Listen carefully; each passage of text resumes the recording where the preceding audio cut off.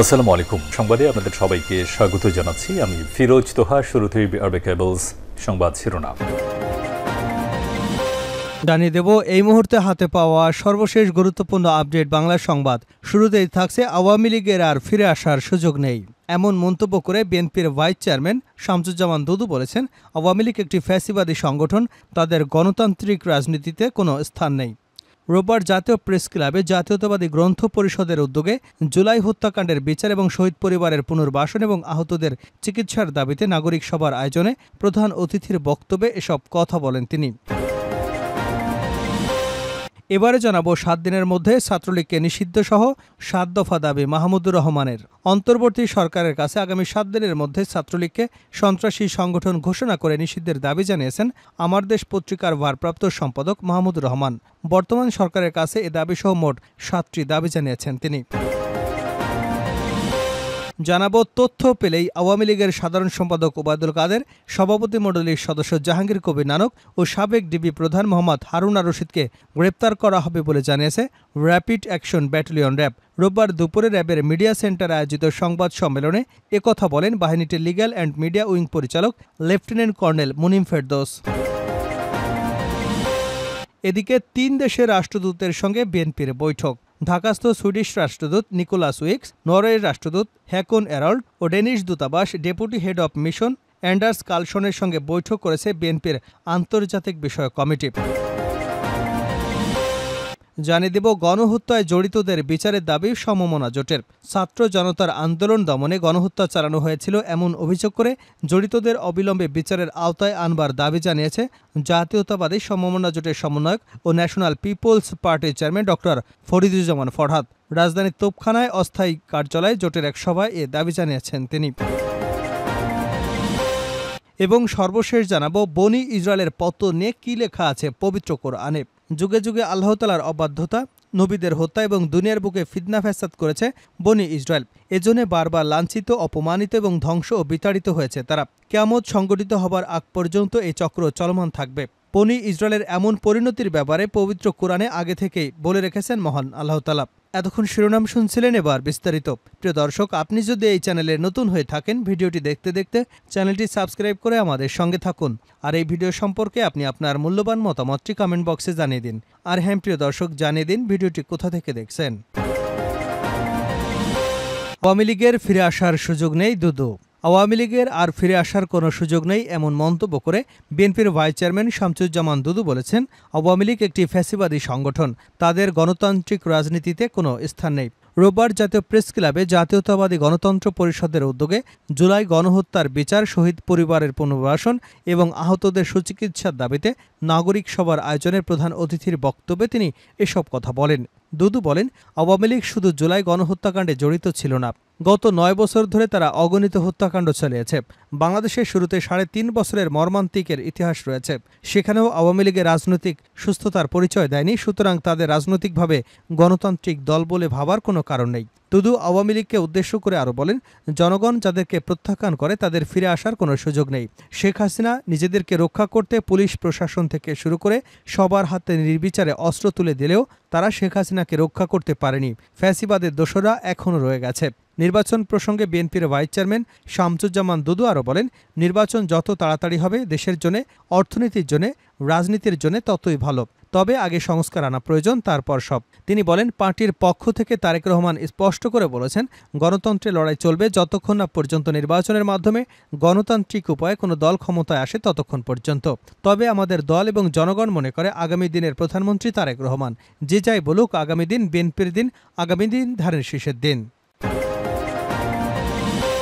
7 দিনের মধ্যে ছাত্রলীগকে নিষিদ্ধ সহ 7 দফা দাবি মাহমুদুর রহমানের। অন্তর্বর্তী সরকারের কাছে আগামী 7 দিনের মধ্যে ছাত্রলীগকে সন্ত্রাসী সংগঠন ঘোষণা করে নিষিদ্ধের দাবি জানিয়েছেন আমার দেশ পত্রিকার ভারপ্রাপ্ত সম্পাদক মাহমুদুর রহমান। বর্তমান সরকারের কাছে এ দাবি সহ আরও 7টি দাবি জানিয়েছেন তিনি। রোববার জাতীয় প্রেস ক্লাব প্রাঙ্গণে সাংবাদিকদের সঙ্গে মত বিনিময় সভায় এ দাবি জানান তিনি। মাহমুদুর রহমান বলেন, অনতিবিলম্বে বাংলাদেশ থেকে ছাত্রলীগকে একটি সন্ত্রাসী সংগঠন হিসেবে নিষিদ্ধ এবং বেআইনি সংগঠন ঘোষণা করতে হবে। গত 16 বছরে দেশের সব সন্ত্রাসী কার্যক্রমের জন্য একমাত্র ছাত্রলীগ দায়ী। ছাত্র জনতার বিপ্লবে সারা দেশে যত শিক্ষার্থী হত্যা করা হয়েছে সব করেছে পুলিশ এবং ছাত্রলীগের বাহিনী। মত বিনিময় সভায় অন্তর্বর্তী সরকারের কাছে মাহমুদুর রহমানের জানানো দাবিগুলো হলো ছাত্র জনতার আন্দোলনে আহতদের সুচিকিৎসা এবং পুনর্বাসনের জন্য স্বাস্থ্য উপদেষ্টা, অর্থ উপদেষ্টা, শিল্প এবং গণপূর্ত উপদেষ্টা এবং প্রধান উপদেষ্টা রাজনৈতিক সচিবের নেতৃত্বে একটি কমিটি গঠন করতে হবে। বাংলাদেশের ছাত্রলীগকে 1 সপ্তাহের মধ্যে সন্ত্রাসী সংগঠন ঘোষণা করে নিষিদ্ধ করতে হবে। যমুনা সেতুকে শহীদ আবু সাইদের নামে নামকরণ করতে হবে, যাতে মানুষ সেখান দিয়ে পার হওয়ার সময় শতাব্দীর পর শতাব্দী আবু সাইদকে দেখতে পাবে।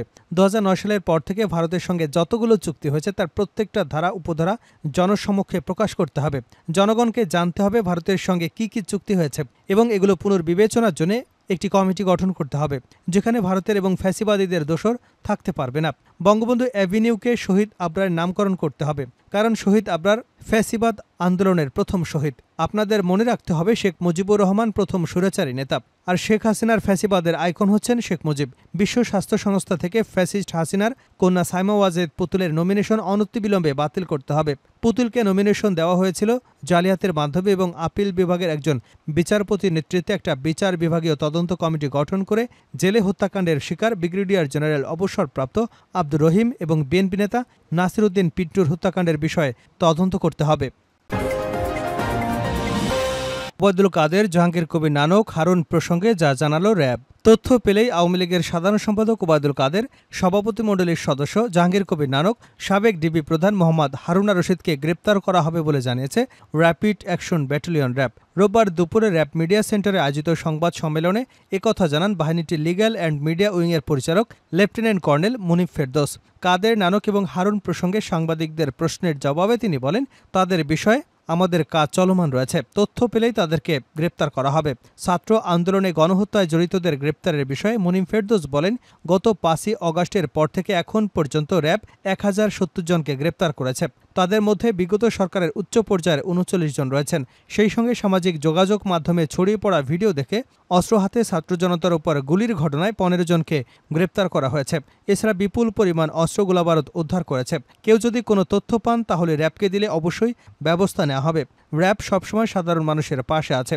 গণহত্যার মামলায় র্যাবের কোনো সদস্যকে আসামি করা হয়েছে কি প্রশ্নের জবাবে তিনি বলেন, র্যাবের কোনো সদস্য পালিয়ে যায়নি। সেই সঙ্গে অন্যান্য বাহিনীতে হলেও র্যাবের কোনো সদস্য কর্মবিরতিতেও যাননি। লেফটেন্যান্ট কর্নেল মুনিম ফেরদৌস বলেন, র্যাবের 8টি বাহিনী থেকে সদস্য নেওয়া হয়। এই বাহিনীর 10,000 সদস্যের প্রায় 40% নেওয়া হয় পুলিশ থেকে। বৈষম্যবিরোধী ছাত্র আন্দোলনের গণহত্যায় র্যাবের কোনো সংশ্লিষ্টতা ছিল না। আন্দোলনে র্যাব কখনই মারণাস্ত্র বা গুলি ব্যবহার করেনি। র্যাব আন্দোলনের সঙ্গে ছিল এবং অভ্যুত্থান সফল করতে কাজ করে যাচ্ছে। 3 দেশের রাষ্ট্রদূতের সঙ্গে বিএনপির বৈঠক। ঢাকাস্থ সুইডিশ রাষ্ট্রদূত নিকোলাস উইক্স, নরওয়ের রাষ্ট্রদূত হ্যাকন ওরাডল্ট ও ড্যানিশ রাষ্ট্রদূত deputy head of mission Anders কার্লসেনের সঙ্গে বৈঠক করেছে বিএনপির আন্তর্জাতিক বিষয়ক কমিটি।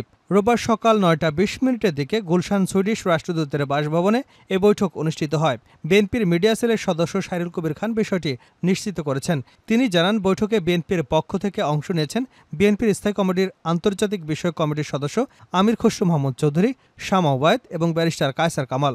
গতকাল শনিবার বিকেলে যমুনায় প্রধান উপদেষ্টা ডক্টর মোহাম্মদ ইউনূসের সঙ্গে সংলাপ করেছে বিএনপির একটি প্রতিনিধি দল। সংলাপে ডক্টর মোহাম্মদ ইউনূসের কাছে আগামী জাতীয় নির্বাচনের রোডম্যাপ জানতে চাওয়ার পাশাপাশি বেশ কয়েকটি দাবিও পেশ করেছে বিএনপি। প্রশাসনে ফ্যাসিবাদদের অনেক দোসর কর্মরত আছেন জানিয়ে তাদের অপসারণ, জেলা প্রশাসক নিয়োগে নতুন ফিট লিস্ট এবং যেসব জেলা প্রশাসকের বিরুদ্ধে অভিযোগ উঠেছে তাদের নিয়োগ বাতিল, ফ্যাসিবাদের সময় চুক্তিভিত্তিক সব নিয়োগ বাতিলের দাবি করেছেন মির্জা ফখরুল। তিনি বলেন, অন্তর্বর্তী সরকারের মধ্যে 2-1 আছেন যারা বিপ্লব গণঅভ্যুত্থানের যে মূল স্পিরিট তাকে ব্যাহত করছে, তাদের সরানোর কথা বলেছে। গত 15 বছরে সরকারি কর্মকর্তাদের পদবঞ্চিত ভূতাপেক্ষ পদোন্নতি নিশ্চিত করবার জন্য আবেদন করা হয়েছে বিএনপির পক্ষ থেকে। মহাসচিব আরও বলেন, নির্বাচন কমিশন নিয়োগ আইন স্থগিত করে প্রধান রাজনৈতিক দলের ঐকমত্যের ভিত্তিতে অনতিবিলম্বে নির্বাচন কমিশন গঠন করতে হবে। আমরা একটা রোডম্যাপ দিতে বলেছি, নির্বাচন কমিশন কবে নির্বাচন করবে সে ব্যাপারে একটা রোডম্যাপ দিতে বলেছি, জানান ফখরুল ইসলাম আলমগীর। বনি ইসরায়েলের পতন নিয়ে কি বলা আছে পবিত্র কুরআনে? যুগে যুগে আল্লাহ তাআলার অবাধ্যতা, নবী হত্যা এবং দুনিয়ার বুকে ফিতনা ফ্যাসাদ করেছে বনি ইসরায়েল। এজন্য বারবার লাঞ্ছিত এবং অপমানিত, ধ্বংস ও বিতাড়িত হয়েছে তারা। কিয়ামত সংঘটিত হবার আগ পর্যন্ত এই চক্র চলমান থাকবে। বনি ইসরায়েলের এমন পরিণতির ব্যাপারে পবিত্র কোরআনে আগে থেকেই বলে রেখেছেন মহান আল্লাহ তাআলা। পবিত্র কোরআনে মহান আল্লাহ তাআলা ইরশাদ করেছেন, আমি বনি ইসরায়েলকে কিতাবে পরিষ্কার করে বলে দিয়েছি, তোমরা পৃথিবীর বুকে দুবার অনর্থ সৃষ্টি করবে এবং অত্যন্ত বড় ধরনের অবদ্ধতায় লিপ্ত হবে। অতঃপর যখন প্রতিশ্রুতি সেই প্রথম সময়টি এলো, তখন আমি তোমাদের বিরুদ্ধে প্রেরণ করলাম আমার কঠোর যোদ্ধা বান্দাদেরকে। এরপর তারা প্রতিটি জনপদের আনাচে কানাচে পর্যন্ত ছড়িয়ে পড়ল। এ ওয়াদা পূর্ণ হবারই ছিল। মহান আল্লাহ তাআলা আরও বলেন, অতঃপর আমি তোমাদের জন্য তাদের বিরুদ্ধে পালা ঘুরিয়ে দিলাম, তোমাদের ধন সম্পদ এবং পুত্র সন্তান দ্বারা সাহায্য করলাম এবং তোমাদের জনসংখ্যার দিক দিয়ে একটা বিরাট বাহিনীতে পরিণত করলাম। তোমরা যদি ভালো করো তবে নিজেদেরই ভালো করবে এবং যদি মন্দ করো তাও তোমরা নিজেদেরই জন্যে। এরপর যখন দ্বিতীয় সে সময়টি এলো, তখন অন্য বান্দাদের প্রেরণ করলাম, যাতে তোমাদের মুখমণ্ডল বিকৃত করে দেয় আর মসজিদে ঢুকে পড়ে যেমন প্রথমবার ঢুকেছিল এবং সেখানেই জয়ী হয়, যেখানে পুরোপুরি ধ্বংসযজ্ঞ চালায় বনী ইসরায়েল। হয়তো তোমাদের পালনকর্তা তোমাদের প্রতি অনুগ্রহ করবেন, কিন্তু যদি পুনরায় তদ্রূপ করো আমিও পুনরায় তাই করব। আমি জাহান্নামকে কাফেরদের জন্য কয়েদখানা করেছি। সূরা বনী ইসরায়েলের এই আয়াত থেকে বোঝা যায়, এই জাতি দুনিয়ার বুকে দুইবার ফাসাদ সৃষ্টি করবে, অতঃপর আল্লাহ তাদেরকে পরাজিত করবেন। ধারণা করা যায় প্রথম ঘটনাটি ইতিমধ্যে ঘটে গেছে। খ্রিস্টপূর্ব 722 অব্দে বনী ইসরায়েলের একটি অংশকে জোরপূর্বক নির্বাসিত করে এশরিয়ানরা। নব্য এশরিয়ান রাজা তৃতীয় তিগলাত পিলেসার এবং পঞ্চম আলমেনেসার ইসরায়েলি সাম্রাজ্য দখল করেছিলেন। তখন জেরুজালেম দখল করে নিয়েছিলেন এসেরিয়ান রাজরা। এটা ছিল দাউদ আলাইহিসসালামের তৈরি করা সাম্রাজ্যের পতন। পবিত্র কোরআনে আল্লাহ তাআলা বলেন, এরপর আমি তোমাদের বিরুদ্ধে তোমাদের নতুন যুদ্ধের পালা ঘুরিয়ে দিলাম, তোমাদের ধন সন্তান সন্ততি দ্বারা সাহায্য করলাম এবং তোমাদের করলাম সংখ্যাগরিষ্ঠ। এভাবেই দুনিয়ার বুকে বনী ইসরায়েল পুনরায় ক্ষমতা দান করেন মহান আল্লাহ তাআলা। ধারণা করা হয় গেল কয়েক হাজার বছরের মধ্যে এই প্রথম সামরিক, রাজনৈতিক এবং অর্থনৈতিকভাবে সবচেয়ে শক্ত অবস্থানে রয়েছে ইসরায়েল। ইসলামের শুরুর দিককার কোরআনের তাফসিরবিদদের মতে কোরআনের বর্ণিত দুটি ঘটনাই ইতিমধ্যে সম্পন্ন হয়েছে, তবে আধুনিক মুফাসসিরদের বিশ্বাস দ্বিতীয় ঘটনা এখনও সংঘটিত হয়নি। ইসলাম ধর্মের বিশ্বাস অনুযায়ী কিয়ামত সংগঠনের আগে ইমাম মাহাদির নেতৃত্বে মুসলিমরা জেরুজালেম জয় করবেন। বর্তমান বিশ্বের ঘটনাবলীর পরম্পরায় অনেক মুফাসসির মনে করেন এটাই হবে বনী ইসরায়েলের উপর দ্বিতীয় বিপর্যয়ের ঘটনা।